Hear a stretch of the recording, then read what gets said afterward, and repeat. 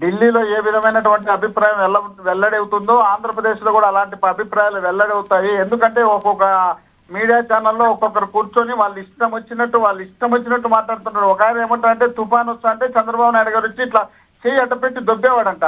అంటే ఏ విధమైనటువంటి అభిప్రాయంతో మీడియా ఛానళ్లు నడుపుతున్నాయనేది కూడా మనం గమనించకుండా ఎన్ని తప్పులు చేసినా కవర్ చేసుకోవడానికి వాళ్ళు ఇష్టం వచ్చినట్టు నెత్తినేసుకొని తిరుగుతున్నారు చూడు. వాళ్ళకి ఇలాంటి పరిస్థితి ఖచ్చితంగా ఇక్కడ ఆంధ్రప్రదేశ్ లో తిరుగుబాటు జరిగే పరిస్థితి వస్తుంది. వీళ్ళు చేస్తున్నటువంటి పరిపాలన పూర్తి స్థాయిలో ప్రజలకు వ్యతిరేకమైనటువంటి పరిపాలన చేస్తున్నారు కాబట్టి ప్రజల్లో పూర్తిగా వ్యతిరేకత వచ్చింది కాబట్టి ఇలాంటి సందర్భం ఒకటి ఏదైనా జంజీ లాంటిది మళ్ళీ ఆంధ్రప్రదేశ్ లో ఉద్యమం జరిగితే మొత్తం మీడియాను పార్టీ ఆఫీసులు మొత్తం అన్నిటిని కూల్చే పరిస్థితి రాష్ట్ర ప్రజలు ఇంక్లూడింగ్ వైసీపీ మీడియా కూడా కలిపి చెప్తున్నారా మీరు? వైసీపీ ముందే చెప్పినాను, మీకు అది తెలియమో. వైసీపీ ముందే చెప్పినాను, జంజీ ప్లస్ కాక్రోచ్ గా మేము ఆంధ్రప్రదేశ్ లో కట్టుబడి ఉన్నాము. మీరు చేస్తున్నటువంటి అరాచకాలపైన అన్యాయాలపైన ఇక్కడ కూడా ఇంకో కాక్రోచ్ తయారయ్యేది కాకుండా చూసుకోండి అని చెప్పి ముందే మేము చెప్పినాము. ఆ విషయాన్ని మీరు గుర్తు పెట్టుకొని నడుచుకోవాలి. జగన్మోహన్ రెడ్డి గారు విమర్శలు జగన్మోహన్ రెడ్డి గారిని చేసేటప్పుడు జగన్మోహన్ రెడ్డి గారు ఏం మాట్లాడినారు అనేది కూడా దృష్టిలో పెట్టుకొని మాట్లాడమని చెప్తున్నా నేను. అదే విధంగా ఇప్పుడు సునీత గారి గురించి ఏదో మాట్లాడతారు కదా, సునీత గారి గురించి మాట్లాడేప్పుడు సిబిఐ దర్యాప్తు జరిగిన తర్వాత ఆమె మీద మళ్ళీ ఆమెను చీకొట్టిన తర్వాత కూడా మనం మళ్ళీ సిబిఐ గురించి మళ్ళీ పదే మాట్లాడేటప్పుడు మీ గురించి మాట్లాడితే మీకు ఎందుకు అంత మంట వచ్చింది, అంత కోపం వచ్చింది? అది అక్కడ జరిగినటువంటి ఇష్యూ ఏదైనా తెలుసు కదా. తెలిసిన తర్వాత చంపినాను నేనే అని చెప్పి ఒక అతను ఇంటర్వ్యూలు ఇస్తే ఆ ఇంటర్వ్యూ ఇచ్చిన అతనికి వీళ్ళు ఫ్రీ బెయిల్ ఇప్పిస్తారు, అతనికి సెక్యూరిటీ ఇస్తారు, అతనికి లక్షల కోట్లు ఖర్చు పెట్టి లాయర్లను పెట్టి బ్రహ్మాండమైనటువంటి సెక్యూరిటీతో తిప్పుతారు రాష్ట్రంలో. మరి ఎక్కడ ఎవరు వివేకానంద రెడ్డి గారిని చంపినారు అనేది కూడా మనసులో పెట్టుకోకుండా మన ఇష్టం వచ్చినట్టు మనం ఏదో ఒకటి జగన్మోహన్ రెడ్డి గారి మీద బట్ట కాల్చి మకానెచ్చే తుడుచుకుంటాడనే విధంగా మీరు ప్రవర్తిస్తే ఇలాంటి జంజీలు తయారైతే ఆంధ్రప్రదేశ్ లో కూడా ఇలాంటి పరిస్థితి రాకుండా ఉండేందుకు వాస్తవాల్లో నడిస్తే బాగుంటుంది. వాస్తవాలు పక్కకు పెట్టి అవాస్తవాల్లో నడిస్తే ఎట్లుంటుంది అనే దానికి ఢిల్లీ చూపించినారు. ఢిల్లీలో మేము పెద్ద పుడంగులు అనే వాళ్ళనే మెడలు వంచి అక్కడ ఉన్నటువంటి ఆ కేంద్ర మంత్రిని రాజీనామా చేసే పరిస్థితి వచ్చింది. ఇక్కడ నుండి మనం ఎంతెంతో పుష్టింగ్ చేయాలనుకున్నటువంటి వ్యక్తులను కూడా ఈ రోజు నోరు మూసుకొని ఇంట్లో కూర్చున్నా. దీని మీద చంద్రబాబు నాయుడు గారు నోరే ఇప్పలే. ఎందుకంటే ఇప్పుడే ఇక్కడ కొడుకు రాజీనామా చేయాల్సి వచ్చింది. కొడుకు రాజీనామా చేయని గురించి రాష్ట్రంలో బ్రహ్మాండమైనటువంటి అల్లరి జరుగుతుంది. జరిగిన తర్వాత మళ్ళీ నేను ఇబ్బందులు పడతాను, నా ఇష్టం వచ్చినట్టు నేను సైలెంట్ కొంటే కేంద్రం ఎట్లన్నా చదివి నాకెందుకన్నట్టు చంద్రబాబు నాయుడు గారు ఉన్నారు. మీరు అంటున్నారు కదా ఇప్పుడు సిరిది అప్పలరాజు గురించి వాళ్ళ కొడుకుని ఎందుకు చేసుకొచ్చినది. మరి ఇప్పుడు మీరు చెప్పినట్టు పవన్ కళ్యాణ్ గారికి ముఖ్యమంత్రి అయ్యే అవకాశం ఉందా, లోకేష్ గారికి ముఖ్యమంత్రి అయ్యే అవకాశం అర్హతలు ఉన్నాయా? మీరు ఒకసారి చెప్పండి, జనాల్లో పెట్టండి ఒకసారి. మరి అర్హత ఉన్నప్పుడు పవన్ కళ్యాణ్ గారిని ముఖ్యమంత్రి చేయాలనే ఆలోచన చంద్రబాబు నాయుడు గారికి వస్తుందా, లోకేష్ గారిని చేయాలని వస్తుందా? ఏం మాట్లాడుతున్నారబ్బా? ఎవరు కూడా ఎవరు కొడుకులు వాళ్ళు వాళ్ళకు ఉంటుంది. ఆ తాపత్రయంలో భాగంగా టాపిక్ మీద కంక్లూడ్ చేయండి. జోక్ గారి గురించి చెప్పండి. ఈ రోజు అదే కదా టాపిక్ మంది. ఆయన అంటే ఆల్రెడీ ముందే చెప్పేసిన, మళ్ళీ మీకు జోక్ గారి గురించి అవసరం. అసలు జోక్ గారి గురించి చెప్పినారు కదా కృష్ణాంజలి గారు. ఇలాంటి పరిస్థితి తెచ్చుకోవద్దబ్బా, దీని గురించి వదిలిపెట్టండి. అనవసరమైన సబ్జెక్టుని ఎందుకు తీసుకొస్తాను? ఇప్పుడు తమ్మినేని గురించి మాట్లాడుతున్నారు. తమ్మినేని సీతారాంకు ఒక బ్రోకర్ గాడు వచ్చి చెప్పినాడు. ఆయన కాదు, ఆయన పోయి ఎవరో సర్టిఫికేట్లు ఆయన పోయి రిజిస్టర్ కాదు. ఒక బ్రోకర్ గాడు వచ్చి పలానా చోట పలానా భూమి ఉంది, పలానా భూమిని మీరు చేసుకోండి అని చెప్తే వాళ్ళు తీసుకోండి కొడుకు వాళ్ళు తీసుకుంటే వీళ్ళని పిలిపించి కాలేజీలో ఏదో సంతకాలు పెట్టించినారు, సాక్షి సంతకాలు. దాన్ని పట్టుకొని ఆయన ఏదో తప్పు చేసినాడంటే వాళ్ళ మీద వీళ్ళ మీద ఎవరు వీళ్ళకి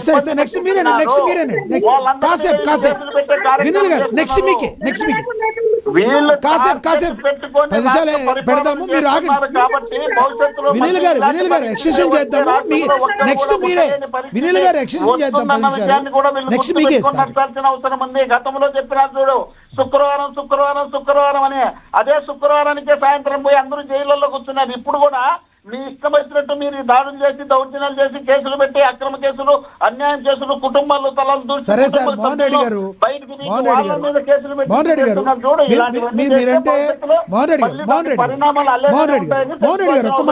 ఒక్క మాట మీరంటే అపారమైన గౌరవం, నాకు కూడా గౌరవం. ఎందుకంటే మీరు ఎప్పుడు కూడా ఎవరిని కూడా వ్యక్తిగతంగా దూషించరు. వైసీపీయే కాదు, టీడీపీయే కాదు, జనసేనే కాదు. ఇప్పుడు కృష్ణాంజలి గారు చెప్పినట్టు నోటి దురుసుతో మాట్లాడే ప్రతి వ్యక్తి కూడా ఒకటికి 10 సార్లు ఆలోచించుకుని మాట్లాడితే ఇలాంటి కర్మ సిద్ధాంతానికి లోను కాకుండా ఉంటారని మీరు కూడా నమ్ముతారా? మీరు కూడా వెంకటేశ్వర స్వామిని బాగా నమ్ముతారు కాబట్టి నేను అడుగుతున్నా, ఇది నా వ్యక్తిగతంగా. నేను అనేది ఎవరు ఎక్కడ ఎప్పుడు ఏం మాట్లాడినారు అనేది చాలా మంది చాలా రకాలుగా మాట్లాడినారు. నాకు తెలిసి ఆంధ్రప్రదేశ్ లో జగన్మోహన్ రెడ్డి గారి నోటుంటే బూతుల్లావు కానీ రాష్ట్రంలో ఉన్న ప్రతి నాయకుడు చంద్రబాబు నాయుడు గారితో కలుపుకొని, పవన్ కళ్యాణ్ గారితో కలుపుకొని బూతులతో మాట్లాడారు. బూతులు అంటే విపరీతమైనటువంటి భాషతో చెప్పులతో కొడతామని, రోడ్లలో కొడతామని, ఈడ్చి కొడతామని, నర్రాలు పీకుతామని, పబ్లిక్ మీటింగ్ లో లక్షలాది మంది మీటింగ్ లో ఒక పార్టీ అధ్యక్షుడిగా ఒక సినీ స్టార్ గా ఉన్నటువంటి వ్యక్తి మాట్లాడితే ఏ విధమైనటువంటి సంకేతాలు జనానికి వెళ్తాయన్న విషయాన్ని కూడా గుర్తు పెట్టుకోకుండా ఇష్టం వచ్చినటువంటి మాట్లాడినటువంటి వ్యక్తులు కూడా ఉన్నారు. వాళ్ళందరినీ పక్కన పెట్టి ఈయనేదో మాట్లాడాడు, జోగి రమేష్ మాట్లాడాడని పదే పదే పదే పదే తీసుకోవాల్సిన అవసరం లేదు. ప్రతి మనిషికి ఆ కర్మానుసారం జరుగుతూనే ఉంటాయి. మీకు, నాకు, ఇంకోరికి అందరికీ జరుగుతుంటాయి. కాబట్టి వీటిని మనం పెద్దగా చేయాల్సినంత అవసరం లేదు. అది పెద్ద సీరియస్ గా తీసుకోవాల్సిన అవసరం లేదు. ఏం జరగాల్సిందే జరుగుతుంది. మీ కాదు ఒక్క నిమిషం మేమనుకుంటే ఖచ్చితంగా అరెస్ట్ అంటే ఏంది అరెస్ట్? ఫ్యామిలీ కోర్టులో కేసులు ఉంటాయి. అది వాళ్ళు పెట్టినటువంటి కేసులకు సంబంధించి ఆయన మర్డర్ కేసు ఇది అది పెట్టి సాక్ష్యాలు చూపించాలి కదా. ఎవరు పెడితే వాళ్ళు ఇష్టం వచ్చినట్టు పెడతాను ఇమ్మీడియట్గా అరెస్ట్ చేస్తారా? ఒకవేళ అరెస్ట్ చేయాల్సి వచ్చి మీరు ఏమైనా నిలబెడతారా? మీరు అనుకోకుండా ఊరుకుంటారా? మీకు అవకాశం దొరికితే ఎప్పుడెప్పుడు లోపల పెట్టాలని ఇళ్ళలోకి అగ్గి పెట్టించి, కాల్పులు జరిపించి, కొట్టించి చేసినటువంటి మీరు అనుకుంటే జరగదా? మీరు అనుకుంటేనే ఇంతవరకు జరిగింది. మీరు ఎక్కడో అనుకున్నారు, ఎవరినో పట్టుకున్నారు. ఆ పాప తండ్రిని పట్టుకున్నారా? వాళ్ళకి కుటుంబ సభ్యులను పట్టుకున్నారా? దీని మీద కూడా కూటమి ప్రభుత్వం కుట్ర ఉందంటారు మీరు. ఈ విషయంలో కూడా మేఘనాథ్తో కూటమి ప్రభుత్వం పట్టుకుని చేయించి కుట్రపూర్తిగా చేయించుతారు. సంవత్సరం రోజుల పైన అయిన తర్వాత ఈ రోజు తీసుకొచ్చి దాన్ని పదే పదే పదే పదే ఎత్తెత్తి చూపించు మేమేదో కాపాడుతున్నాము జోగి రమేష్ ను, మేము లేకపోతే జోగి రమేష్ ఈ పాటికి జైల్లో ఉండే. అదే చట్ట ప్రకారం ఏం జరగాల్సిందే జరుగుతుంది. మీరేంది మేమేంది ఎవరు ఏం చేయలేరు. ఆల్రెడీ అవును సార్, ఒక సంవత్సరంలో అంతా సెట్ అవుతుంది, సంవత్సరంలో సెట్ అవుతుంది. నన్ను కూడా గౌరవిస్తారు అనుకుని ఉండొచ్చు కదా. లక్ష్మణ గారు, సంబంధం లేని మద్యం కేసులో తీసుకుపోయి అరెస్ట్ చేసి లోపల పెట్టారు. లోపల పెట్టిన తర్వాత మళ్ళీ వాళ్ళ ఇంటి మీద దాడి చేసి కాళ్ళకు పెట్రోల్ బాంబులు వేసినారు. ఇన్ని చేసిన మీరు వాళ్ళ గురించి సానుభూతితో మీరు ఊరుకున్నారా? మీకు అవకాశం దొరికితే ఎవరు శ్రీరామచంద్రుడు ఇప్పుడు ఉన్నా కూడా ఆయన మీద కేసులు పెట్టే టైపు మీరు, గాంధీ మహాత్ముడు ఆయన మీద నిందలేసే టైపు మీరు. మీ పాలన, మీ కూటమి పాలన రాష్ట్ర ప్రజలు చూస్తున్నారు. కేంద్రంలో ఆల్రెడీ తిరుగుబాటు జరిగింది. రాష్ట్రంలో ఆ పరిస్థితి త్వరలో వస్తుంది. త్వరలో వైసీపీ కూడా కేంద్ర ప్రభుత్వం మీద తిరుగుబాటు చేస్తుందా ప్రత్యక్షంగా? వాళ్ళతో మేము కలిసి ఉన్నామా? వాళ్ళతో సీట్లు పంచుకునేమో, వాళ్ళతో పంచుకునేమో, ఏం పంచుకున్నాం మేము? వాళ్ళతో మాకు సంబంధం ఏంటి? ఇంకొక పార్టీ పుట్టడం దేనికి? ప్రజా పోరాటం చేస్తున్న మీ వైసీపీ పార్టీ కేంద్ర ప్రభుత్వం మీద తిరుగుబాటు చేస్తుందా? అరే వాళ్ళు తిరుగుబాటు అండి. తిరుగుబాటు మేము ఆల్రెడీ కక్రోచ్ మా జగన్మోహన్ రెడ్డి గారు ముందే చెప్తున్నారు. మీకు అది తెలిసినో లేదో, మేము చెప్పిన తర్వాతనే రాష్ట్రంలో దాని గురించి డిస్కషన్ జరిగింది. అంతకుముందు రాష్ట్రంలో డిస్కషనే లేదు. మేము ఇప్పుడు కూడా చెప్తున్నాం, మా పార్టీ ఎప్పటికీ రాష్ట్రంలో ఏ పార్టీలతో, కేంద్రంలో ఉన్న ఏ పార్టీలతో కలిసి మేము పనిచేసిన సందర్భాలు లేదు, చేయము. మంచి చెడు రెండే ఆలోచిస్తున్నాం. ఏదైనా మంచికి అవకాశం వచ్చినప్పుడు తిరుగుబాటు చేస్తుందా అని అడిగాను. మీ మిత్రత్వంలో నేను అడగలేదు. ఓకే రైట్, మిగతా ఇద్దరు కూడా కంక్లూడ్ చేస్తారు. ఎస్ మీ అభిప్రాయం అయితే అర్థమైంది. ధన్యవాదాలు సార్. ఎస్ మీరు ఇందాక మీది అక్కడ ఏదో డిస్కనెక్ట్ అయింది మీది, కాబట్టి మిమ్మల్ని ఫోన్లో కలిపి తీసుకుని కంక్లూడ్ చేయించాల్సి వచ్చింది. ఎస్ వినీల్ గారు కంక్లూడ్ చేయండి ప్లీజ్. మోహన్ రెడ్డి గారు ట్రైన్ లో ఉంటే బాగుండేదండి. ఆయన చెప్పాల్సిన వర్షం చెప్పి లేదు కలుపుదాం, ఆయన ఉంటారు, అదేముండదు. ఫోన్ అంటే ఒకసారి మోహన్ రెడ్డి గారు కలిపి పెట్టండి.